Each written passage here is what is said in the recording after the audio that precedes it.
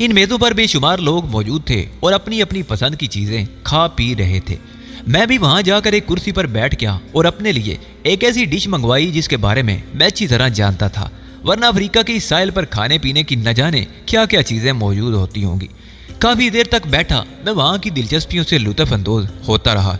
मेरे इतराफ में बेशुमार चेहरे बिखरे हुए थे। मैं उन तमाम चेहरों को खरीदने लगा, लेकिन सब के सब अजनबी थे और अपनी अपनी धुन में मस्त थे। मुझे बैठे हुए ज्यादा देर नहीं गुजरी थी कि दफतन गुस्ल के लिबास में मलबूस एक दराज कामत और हसीन जिस्म की मालिक लड़की हाथ में शराब का जाम लिए मेरी मेज के करीब आ गई। मैंने उसकी तरफ निगाह उठाकर देखा और दिल ही दिल में उसके खूबसूरत और मुनासिब बदन की तारीफ की। वो मेरी आंखों में आंखें डालकर धीरे से मुस्कुराई और उसके हसीन दांत चमकने लगे। अगर इतराज ना हो तो मैं यहाँ बैठ जाऊं? बैठो, मैंने संजीदगी से कहा और वो मेरे सामने की कुर्सी पर बैठ गई। उसके बालों से एक भीनी भीनी सी खुशबू फूट रही थी। गालिबन वो कोई ऐसा शैम्पू इस्तेमाल करती थी जो उसके बालों को हमेशा मुअत्तर किए रहता था। मेरा नाम एली मैसन है, तुम मुझे सिर्फ एली के नाम से पुकार सकते हो, उसने सरगोशी के से अंदाज में कहा। गुड, तुमसे मिलकर खुशी हुई मिस एली, मैंने बेपरवाही के अंदाज में कहा। तब वो अजीब सी शक्ल बनाकर मेरे चेहरे के बिल्कुल नजदीक आ गई और मैं किसी कदर नागवारी से बिल्कुल पीछे हट गया। उसने दिलकश अंदाज में मुस्कुराते हुए कहा, माफी चाहती हूँ सर, ये सब कुछ करना जरूरी है ताकि मैं एक ऐसी लड़की महसूस हूँ जो यहाँ रहकर शिकार की तलाश में सरगर्दा हूँ। मेरा ताल्लुक रेड पैंथर से है। एक लम्हे के लिए मैं फिर हैरत ज़दा रह गया, लेकिन फिर फौरन ही मामूल पर आ गया। मैं सोच भी नहीं सकता था कि मेरे यहाँ पहुंचने के चंद घंटों के अंदर अंदर रेड पैंथर की कोई रुकन मुझसे इस तरह मुलाकात करेगी। अब मजबूरन मुझे उसी के अंदाज को इख्तियार करना होगा। चुनाचे मैं भी चेहरे पर उबाशों की सी कैफियत तारी करते हुए कहा, गुड मिस एली, लेकिन मैं कैसे यकीन कर लूं कि आपका ताल्लुक रेड पैंथर से है? साइका माइलर ग्रुप AACOU, उसने कहा। और अब मेरे लिए कोई शक की गुंजाइश न रही क्योंकि ये कोड वर्ड थे जिनके बारे में साइका माइलर ने मुझे बताया था। बहुत शुक्रिया मिस एली, मैंने मुस्कुराते हुए कहा, लेकिन मुझे ताज्जुब है कि आप यहाँ इतनी जल्द? मैं 3 दिन पहले से यहाँ आई हुई हूँ, उसने जवाब दिया और एक बार फिर मैं हैरत का शिकार हो गया। उससे तो मैंने इस बारे में कोई सवाल नहीं किया, लेकिन साइका माइलर के बारे में एक बार फिर मैं सोचने पर मजबूर हो गया था। गोया जब उसने महसूस किया कि मैंने उससे राब्ता कायम कर लिया है और अब उसे मेरे लिए काम करना होगा, तो उसने कोई देर किए बगैर अपने काम का आगाज कर दिया और अपने कुछ एजेंटों को यहाँ भेज दिया। और इन दिनों में मैंने अपने आप को एक शिकारी लड़की की हैसियत से ही पोज किया है, एली ने बताया। क्या तुम्हारा क्याम गोल्ड हिल में है? हाँ। और क्या तुम्हें यकीन है कि मैं इसी होटल का रुख करूंगा? और क्या तुम्हें यकीन है कि मैं उसी होटल का रुख करूंगा? नहीं, लेकिन एयरपोर्ट से मैं तुम्हारे पीछे हूँ और तुम्हारा ताकुब करती हुई यहाँ तक आई हूँ। मुझे उस वक्त वाकई मुसरत हुई थी जब तुमने हिल गोल्ड में क्याम का फैसला किया था। बहुत खूब, अब बेहतर है कि हम इस मौजू से हटकर गुफ्तगू करें।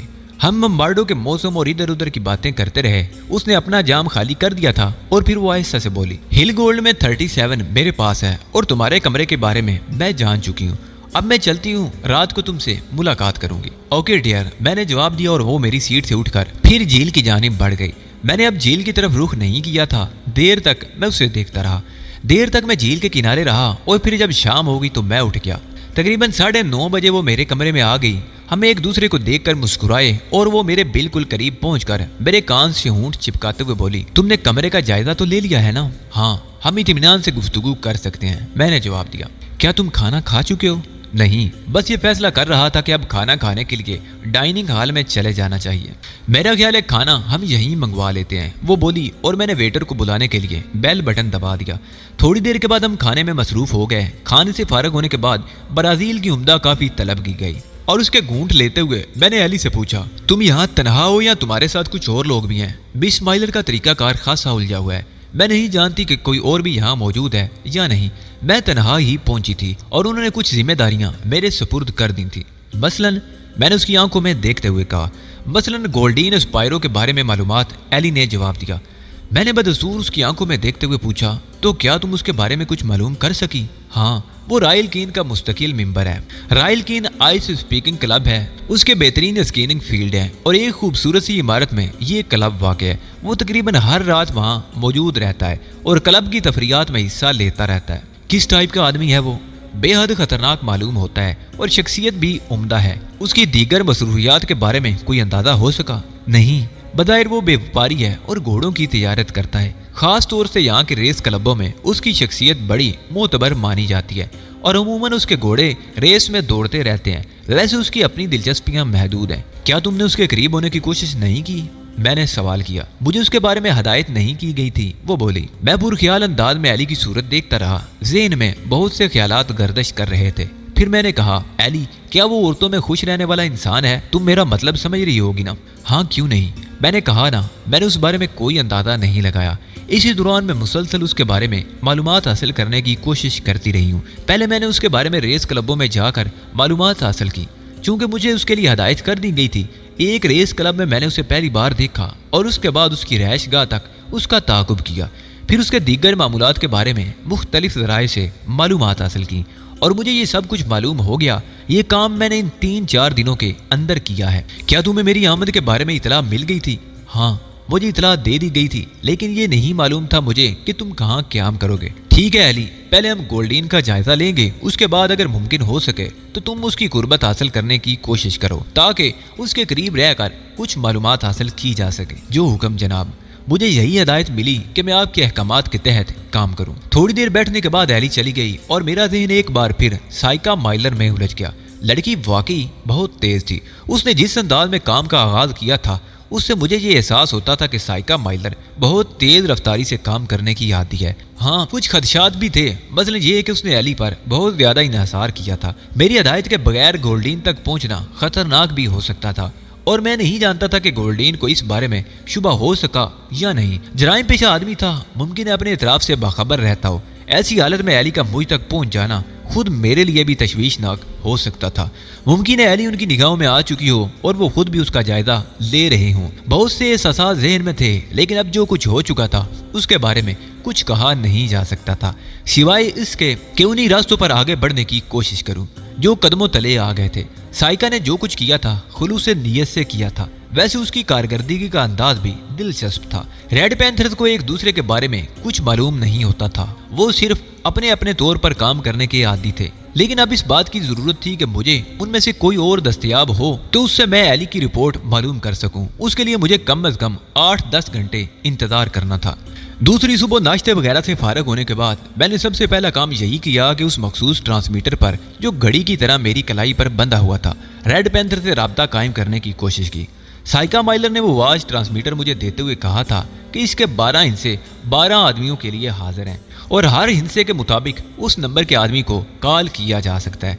एली का नंबर 3 था। मैंने घड़ी की सुइयां 4 और 12 पर की। उसके बाद वो नन्हा सा बारीक बटन दबा दिया जो ट्रांसमीटर ऑन कर देता था।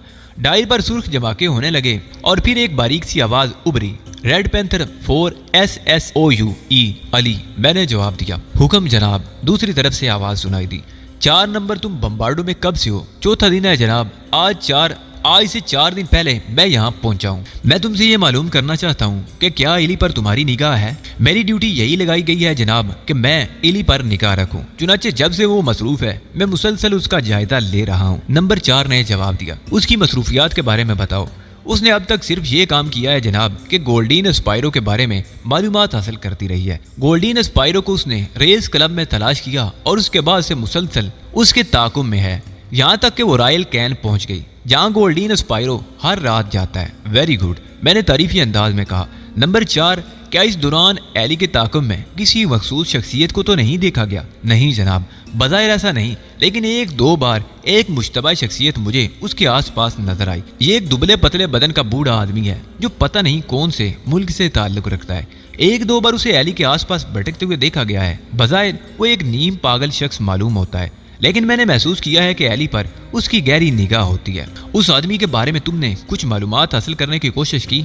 नहीं, दरअसल मैं एली को नजरअंदाज नहीं करना चाहता था क्योंकि ये मेरी ड्यूटी है। गुड, क्या तुम्हें इस बात का इल्म है कि एली मुझे रिसीव करने एयरपोर्ट पहुंची थी? जी हाँ जनाब, और उसके बाद वो झील बम्बार्डो पर आपके पास पहुंच गई थी। नंबर 4 ने जवाब दिया। अच्छा नंबर 4, तुम यूं करो कि मुसलसल हमारा ताकुब करते रहो। अगर वो बूढ़ा आदमी तुम्हें दोबारा नजर आए तो तुम हमें छोड़कर उसका ताकुब करना। बहुत बेहतर जनाब, जवाब मिला और मैंने ट्रांसमीटर बंद कर दिया। अभी मैं साइका माइलर से रब्ता नहीं कायम करना चाहता था, वैसे मुझे यकीन था कि वो भी पहुंच गई होगी। मेरी ख्वाहिश थी कि साइका माइलर अपने तौर पर मसरूफ रहे اور مجھے جب اس کی اہم ضرورت پیش آئے تب بھی میں اسے اپنے قریب بلاؤں۔ اس طرح میں مزید فضول باتوں سے بچنا چاہتا تھا۔ دوسری رات ایلی میرے ساتھ رائل کین چل پڑی۔ اب اسے تنہا بھیجنا ضروری نہیں تھا کیونکہ اسے میرے ساتھ دیکھ لیا گیا تھا۔ رائل کین کلب کی عمارت خوبصورت تھی۔ وسیع و عریض لان کے درمیان سوئمنگ پول بنا ہوا تھا۔ وہاں سے خوبصورت روش اندرونی عمارت کی جانب گئی تھی۔ اس عمارت کے عقبی حصے کے بعد اسکیننگ کے لیے برف کے ڈھلان شروع ہو جاتے تھے۔ ایلی مجھے اس کے جائے وقوع کے بارے میں بتاتی جا رہی تھی۔ کلب کی عمارت میں حسن ہی حسن بکھرا ہوا تھا۔ باہر سے آئے ہوئے مختلف ممالک کے سیاح یہاں موجود تھے۔ شاید یہاں رہائشی کمرے بھی دیے جاتے تھے۔ عمارت خاصی وسیع اور تقریباً 8 منزلہ تھی۔ بڑے سے حال میں پہنچنے کے بعد ہم ایک میز پر جا بیٹھے اور تقریباً 20 منٹ بعد ایلی نے مجھے ایک آدمی کی طرف متوجہ کیا جو انتہائی حسین لباس میں ملبوس اندر آ رہا تھا۔ میں نے اس شخص کو دیکھا۔ وہ ایک لمبا تڑنگا اور مضبوط بدن کا آدمی تھا۔ قد 6 فٹ 3 انچ کے قریب تھا۔ چوڑے شانے اور پتلی کمر اس بات کی نشاندہی کرتی تھی کہ وہ باقاعدہ ورزش کا عادی ہے۔ دیکھنے میں وہ مردانہ حسن کا ایک شاہکار نظر آتا تھا۔ گھنے بال بالکل سیاہ تھے، صرف کن پٹیوں پر ہلکی ہلکی سفیدی چمک رہی تھی۔ روشن اور کشادہ نگاہوں سے اس نے اپنے آس پاس موجود لوگوں کو دیکھا۔ 1-2 افراد نے اس سے ہاتھ بھی ملایا تھا۔ پھر وہ ایک میز پر جا کر بیٹھ گیا اور چند ہی لمحوں کے بعد ویٹر نے اس کے سامنے شراب کے برتن سجا دیے۔ وہ انتہائی نفاست سے چھوٹے چھوٹے گھونٹ لینے لگا۔ زیادہ دیر نہیں گزری تھی کہ حال میں رقص کے لیے موسیقی کی دھنیں شروع ہو گئیں اور جوڑے اپنی اپنی جگہوں سے اٹھ کر چوبی فرش کی جانب جانے لگے۔ میں نے ایلی کو اشارہ کیا اور ایلی اپنی جگہ سے اٹھ گئی۔ لمحہ بھر بعد وہ گولڈین کے حکم میں تھی۔ ایلی بذات خود ایک پرکش شخصیت کی مالک تھی، اس لیے گولڈین کو اپنی جانب متوجہ کرنے میں اسے کوئی دقت پیش نہیں آئی۔ اس نے مسکراتے ہوئے ایلی کا خیر مقدم کیا اور اس کے بعد دونوں میں چند لمحے گفتگو رہی۔ پھر وہ چوبی فرش پر پہنچ گئے۔ رقص کے 3 راؤنڈ ایلی نے گولڈین کے ساتھ ہی ناچے اور اس کے بعد وہ اس کی میز پر پہنچ گئی۔ پھر اس نے شاید میرا تعارف بھی کرایا اور مجھے اشارے سے قریب بلا لیا گیا۔ میں ان کی میز پر پہنچ گیا۔ گولڈین نے پرجوش انداز میں مجھ سے مصافحہ کیا۔ میں نے اسے اپنا تعارف ٹونی اسپارکو کے نام سے کرایا تھا۔ اسی نام سے میں نے یہاں تک کا سفر کیا تھا۔ مسٹر اسپارکو، آپ کی دوست مس ایلی کافی دلچسپ شخصیت کی مالک ہیں۔ انسان کو دوست بننے میں زیادہ مراحل نہیں طے کرنے پڑتے جب تک کہ آپ لوگ ممبارڈو میں مجھ سے ملتے رہیں، اور اگر یہاں کوئی بھی دقت پیش آئے تو برائے کرم تکلف نہ کرے۔ آپ ایلی کے دوست ہیں، اس لیے میرے بھی دوست ہیں۔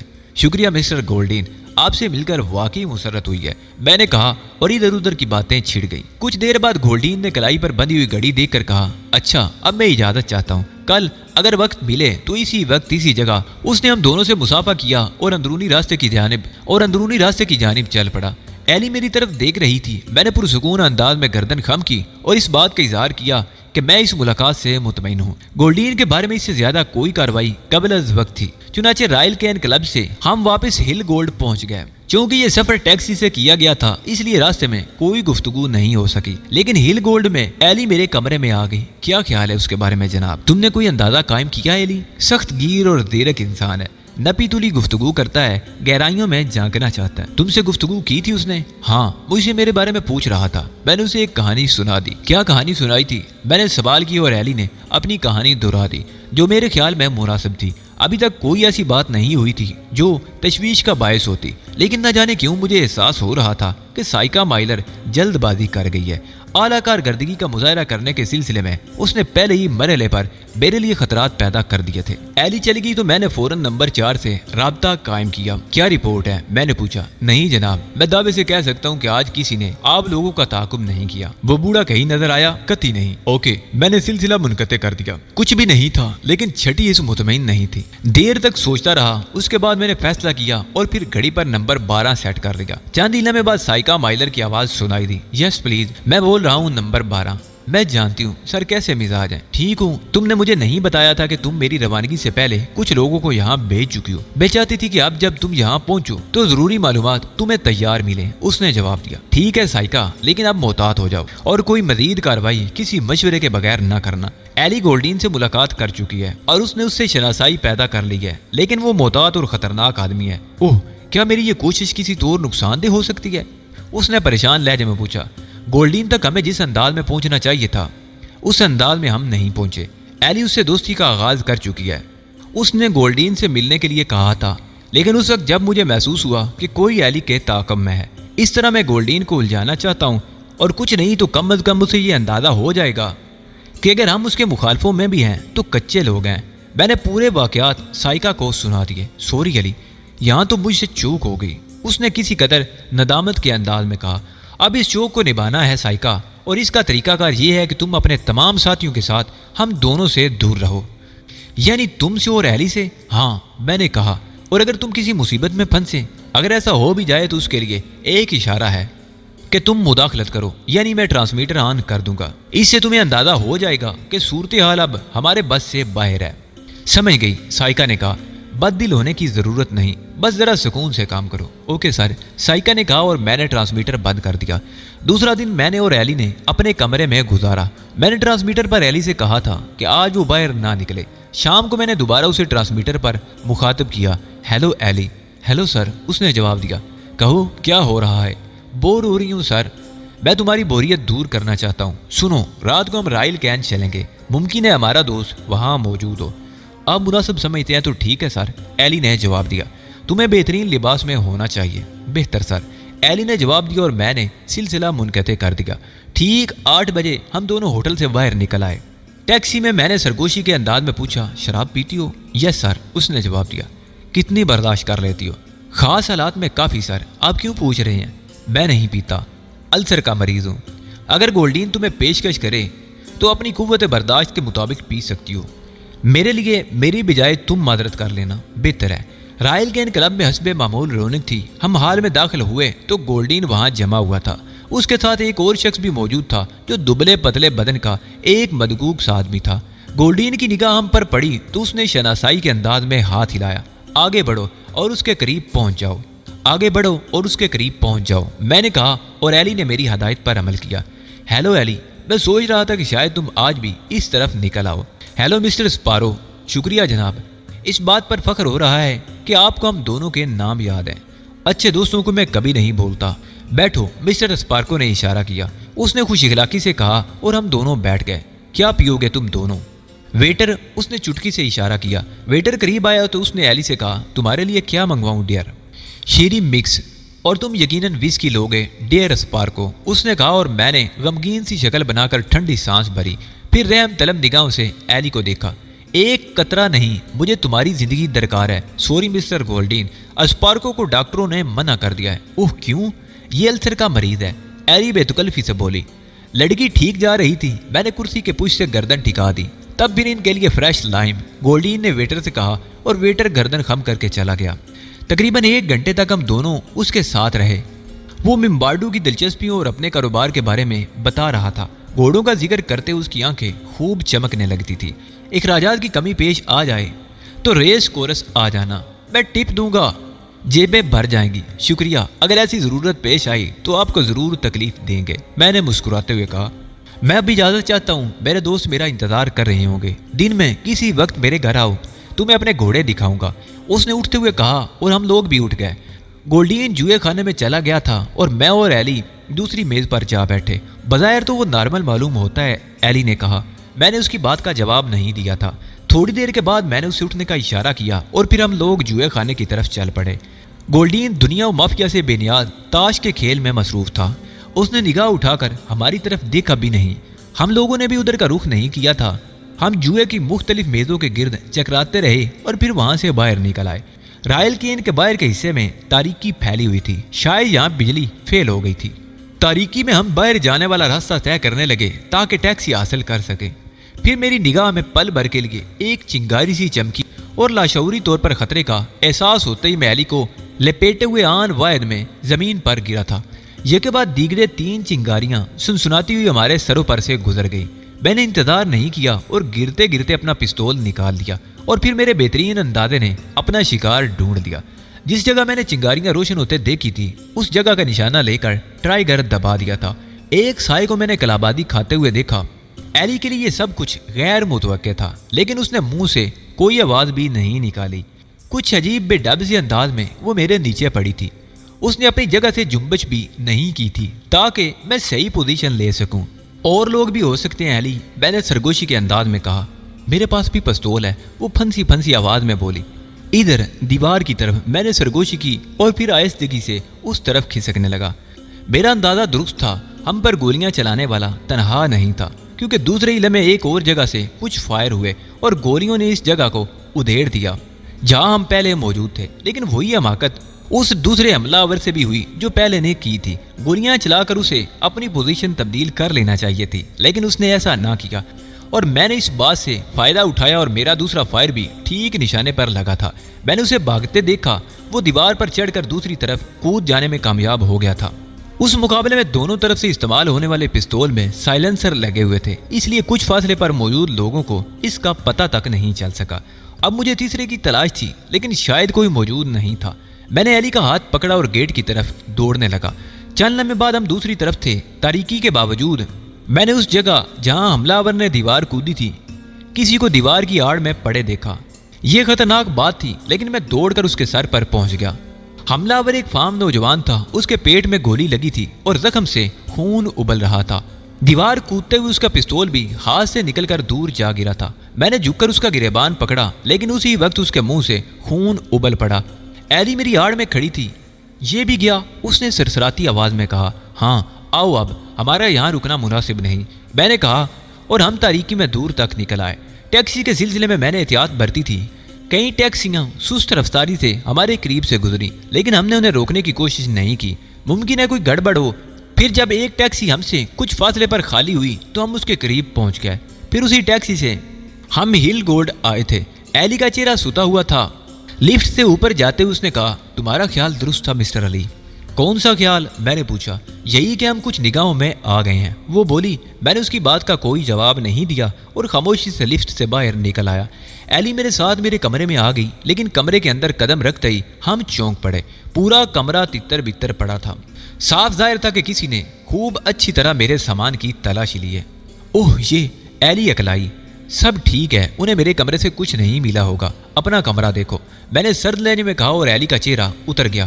اس کی آنکھوں سے خوف جھانک رہا تھا۔ میں نے سوالیہ نظروں سے اسے دیکھا۔ کوئی یہاں موجود ہوا تو؟ وہ خوفزدہ لہجے میں بولی۔ آؤ، میں نے کہا اور پھر اس کے ساتھ باہر نکل آیا۔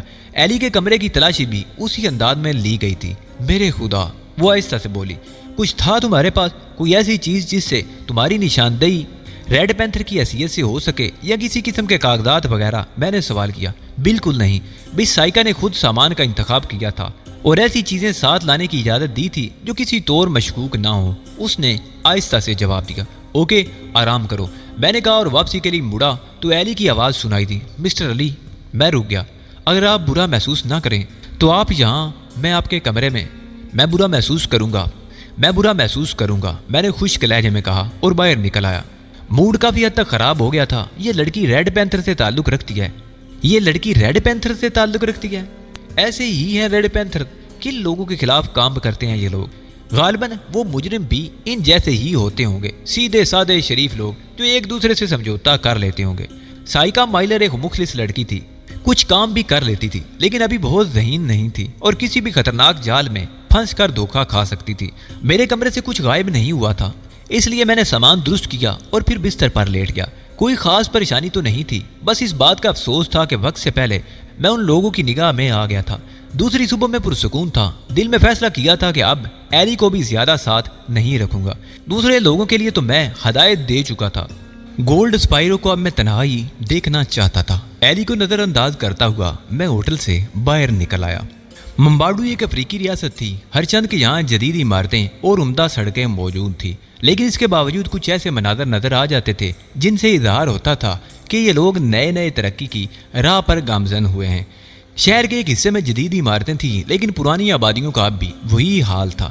میں نے دن کا زیادہ حصہ وہیں گزارا اور پھر شام کو بھی ہوٹل کا رخ نہ کیا۔ ممکن ہے ایلی میرا انتظار کر رہی ہو۔ پھر ایک ٹیکسی روک کر میں رائل کین چل پڑا۔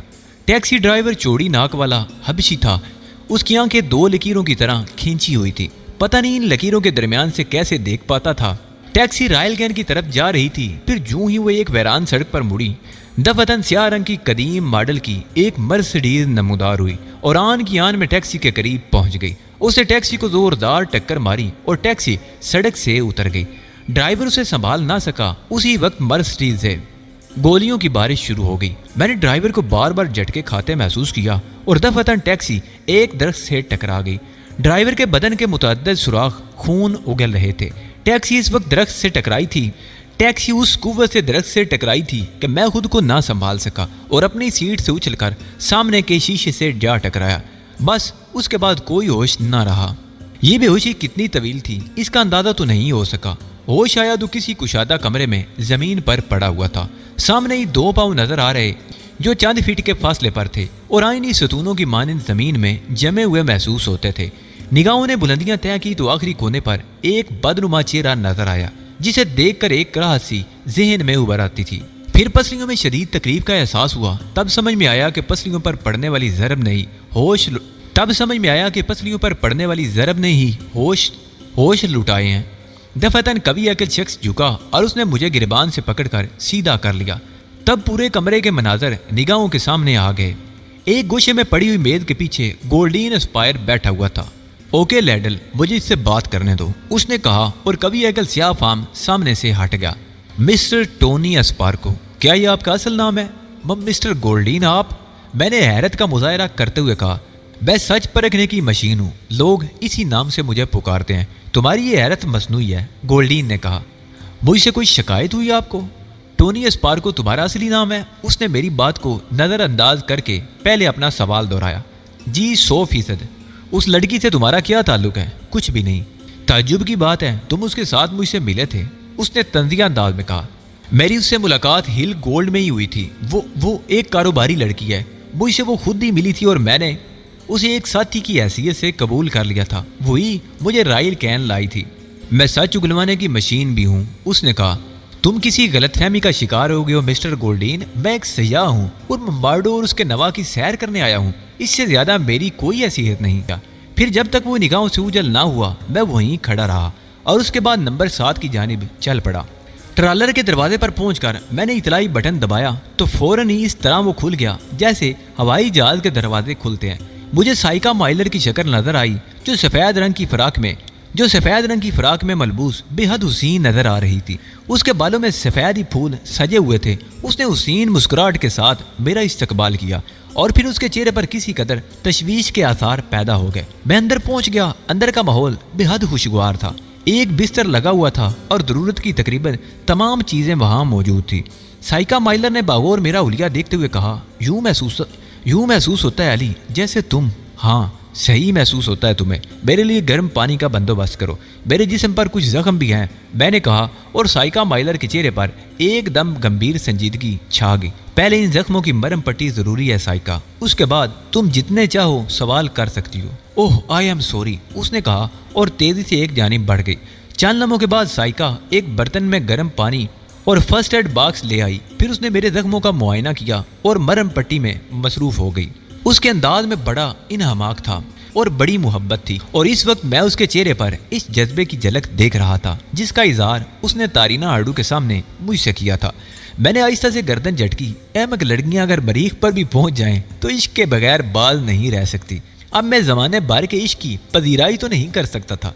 मेरे ذہن में तो सिर्फ एक ही चेहरा बसा हुआ था, जिंदगी में पहला और आखिरी चेहरा। वो चेहरा मुझसे हजारों मील दूर सैन फ्रांसिस्को में हरबंस सिंह के घर में मौजूद होगा और यकीनन अपनी हर सांस के साथ मुझे याद करता होगा। सुबह शाम मेरा ही नाम उसकी जबान पर होगा। मैंने आंखें बंद कर ली और तसव्वुर में तहजीब को देखने लगा। साइका ने मेरी मरहम पट्टी से फारिग होकर मुझे कंबल उड़ाया तो मैंने आंखें खोल दी। उसके चेहरे पर शदीद अज़ियत नजर आ रही थी। फिर उसने दिल सोजी के अंदाज में कहा, अली ये सब कुछ कैसे हुआ? मैंने तो तुमसे कहा था। क्या कहा था तुमने? मैंने कहा था ना कि अगर किसी मुसीबत में फंस जाओ तो मेरा नंबर सेट करके ट्रांसमीटर ऑन कर देना, मैं तुम्हें तलाश कर लूंगी। क्या इसमें कोई ऐसा सिस्टम भी है जिससे रास्तों की सिमत का तयन हो सकता है? नहीं, मगर मैं फिर तुम किस तरह मुझ तक पहुंचती? दिल के रास्ते से, उसने कहा और फिर उसके चेहरे पर खजालत के आसार फैल गए। मेरे हल्क से कहका निकल गया था। यह नया तरीका है जो मेरे इल्म में नहीं था। अली प्लीज, मैंने कितनी सच्चाई से इस बात को तस्लीम कर लिया था कि तुम्हारे दिल के नहा खानों में कोई और मौजूद है तो मैं वहां तक पहुंचने की कोशिश नहीं करूंगी। लेकिन अगर मेरे मुंह से जज्बाती तौर पर कोई ऐसी बात निकल जाए तो मेरा मजाक तो ना उड़ाओ। उसका अंदाज अजीब सा हो गया था। मैंने फौरन माजरत अमेज लहजे में कहा, सॉरी साइका, वेरी सॉरी, लेकिन तुम खुद सोचो कि मैं एक ऐसी जगह मौजूद था जिसके बारे में खुद मुझे मालूम नहीं था, तो फिर तुम किस तरह वहां तक पहुंच सकती थी? इसलिए मैंने तुम्हें तकलीफ नहीं दी। मगर हुआ क्या था? बहुत कुछ हुआ था। पहले ये बताओ कि तुम मुझे उम्दा सी काफी पिला सकती हो? ابھی اسی وقت، اس نے کہا اور پھر پھرتی سے ٹرالر کے دوسرے حصے کی طرف بڑھ گئی جسے کچن کے طور پر استعمال کیا جاتا تھا۔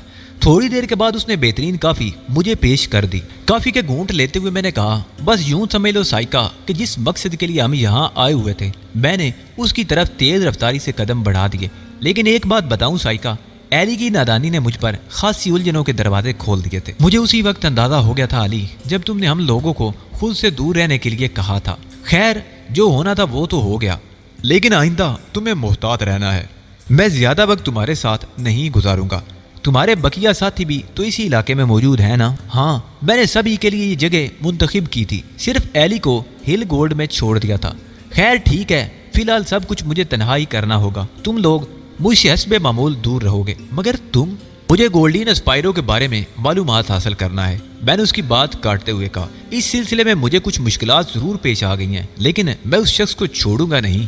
ہمیں اس سلسلے میں کوئی کام نہیں سونپو گے علی؟ نہیں، ابھی نہیں، لیکن تم لوگ اپنے طور پر تیار رہو، ممکن ہے ہمیں فوراً ہی آگے کا سفر کرنا پڑے۔ تیراڈو کے بارے میں تم نے کچھ معلومات حاصل کی ہیں؟ ہاں، اس کے بارے میں پتہ چل گیا ہے، خاصے اندرونی علاقے میں یہ ریاست واقع ہے، اس کے بارے میں یہاں کے لوگ زیادہ نہیں جانتے۔ اس کے کچھ نمائندے کبھی کبھی ممبارڈو بھی پہنچتے رہتے ہیں، لیکن بہت کم، ان کا رابطہ دوسرے افریقی علاقوں سے ہے۔ گویا تیراڈو کے بارے میں کچھ نقشے وغیرہ حاصل نہیں کیے جا سکے؟ نہیں، اگر تم کہو تو میں کوشش کروں۔ ہاں، میرا خیال ہے تمہیں یہ کوشش کرنا چاہیے۔